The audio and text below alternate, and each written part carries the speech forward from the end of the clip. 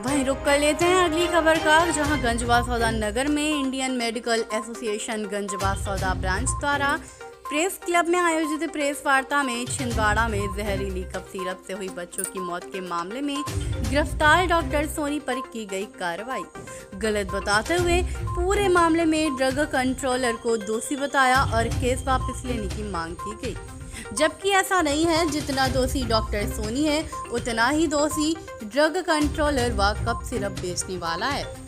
गंजवा सौदा ब्रांच अध्यक्ष doctor K Tiwari, सचिव doctor Ravindra Chadar, doctor Sudhir Agarwal, doctor Mahendra Bajoria, doctor Atul Jain, doctor Chetan Bamuria, doctor Sankul Jain, doctor Umashankar Rawat ने बताया कि संपूर्ण चिकित्सक छिंदवाड़ा में कोल्ड्रिप सिरप के सेवन से मासूम बच्चों की ही मौत पर अपनी गहरी संवेदना व्यक्त की।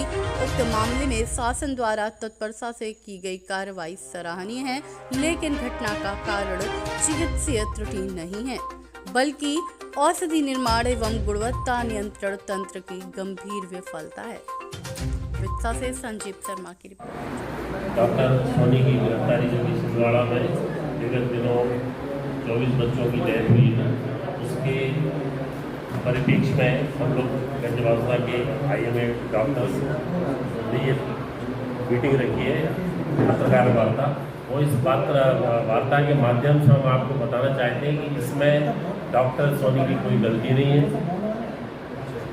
डॉक्टर सोनी ने वही दवा लिखी जो कि मेडिकल स्टोर पर उपलब्ध थी और जिसको सरकार की औषधि नियंत्रक लोगों ने पास किया था, जो मैन्युफैक्चर होकर ID सर्टिफाइड दवा थी, और उसमें डॉक्टर के ऊपर जो चार्जेस लगाए गए हैं वो अनुचित हैं और इनको दोबारा से रिव्यू किया जाए।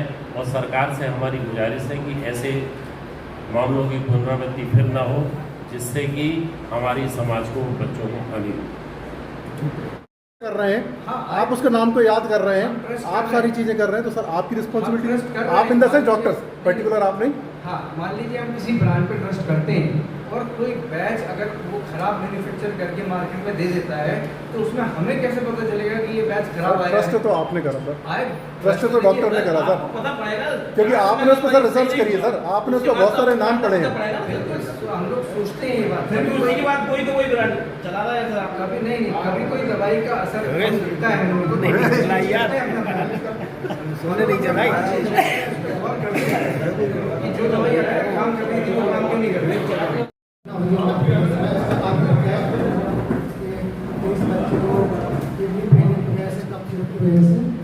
जुड़ा है, हम सब लोग होता है। ये घटना पहले भी हो चुकी है, मतलब उस समय तत्काल आवाज की उठाई में चला ये हुई थी मतलब 21-22 के आसपास। इंडिया के कम से अफ्रीका में 66 बच्चों को मौत हुई थी। अफ्रीका में हुई थी, इंडिया की कम थी ना। तो ये फिर आपका संगठन इसमें क्या करेगा? सर फिर क्वेश्चन को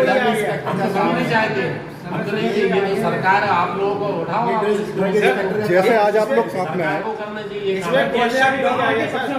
ऐसा अपने लोगों के पक्ष में, अपने व्यवसाय जो शुद्धता है उसके पक्ष में कोई पहल करेंगे? इसी के लिए IMA ने पिछले साल भी सारी चीज़ें कही थी, चाहे गवर्नमेंट सप्लाई की बात हो, चाहे ये हो। ड्रग इंस्पेक्टर किस लिए बनाया गया? भाई मेडिकल स्टोर जिसके नाम पे है उसके पास ऑथराइज डिग्री है कि नहीं? ऐसा तो नहीं कि वो बंदा भोपाल में बैठा हुआ और 4 जगहों पे दुकान खोला हो, और जो दवाई वो दे रहा है, मान ली चलो 4 कर्मचारी भी लगे हैं, जो हमारा फार्मेसी वाला है वो इस चीज़ को श्योर करे कि जो भी बंदा दवाई दे रहा है वो वही दे रहा है कि नहीं दे रहा है। और इस चीज़ को क्रॉस चेक करने के लिए हम लोग भी देखते हैं कि मेडिकल स्टोर से गलत दवाई तो चेन बड़ी टूट रही है, ये चेन टूट रही है। जो आप लोग ये दवाई लिखते हैं, जो पर्चे में जो लिखा गया, तो वो हमारे पढ़ने में नहीं आ रहा, वो आएगा मेडिकल वाले। अब जो अनट्रेंड बच्चे जो बैठे हैं मेडिकल पे, उनको प्रॉक्सी करके कुछ आपने लिखा और उन्होंने प्रॉक्सी करके कुछ और दे दिया।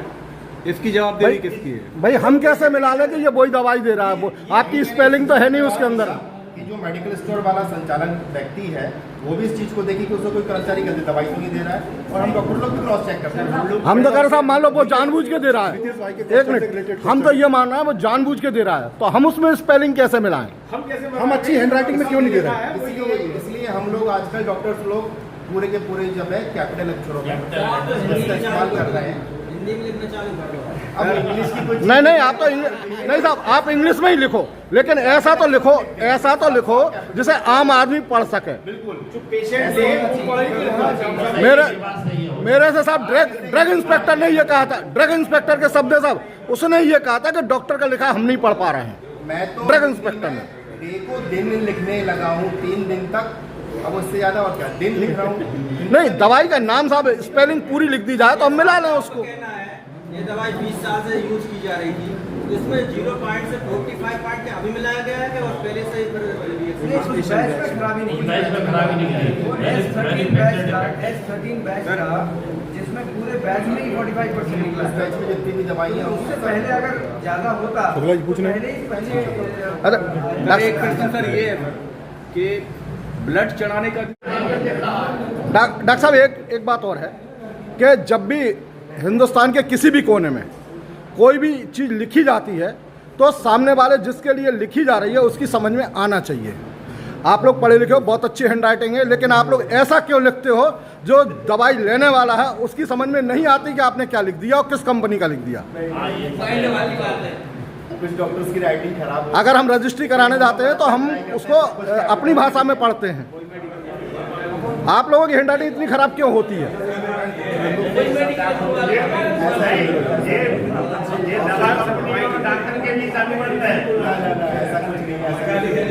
नहीं, क्या हो क्या जाता था, हैंड राइटिंग खराब हो जाती केवल उसी पेपर पे।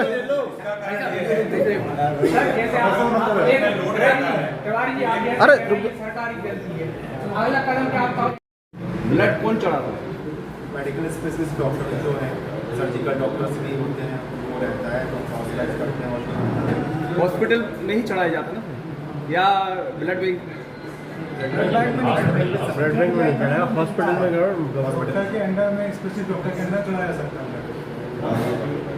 अगर उसके अलावा अगर कोई चढ़ा रहा हो ब्लड छोटे छोटे बच्चों को, तो वह बच्चों की जान के संग खिलवाड़ नहीं है क्या?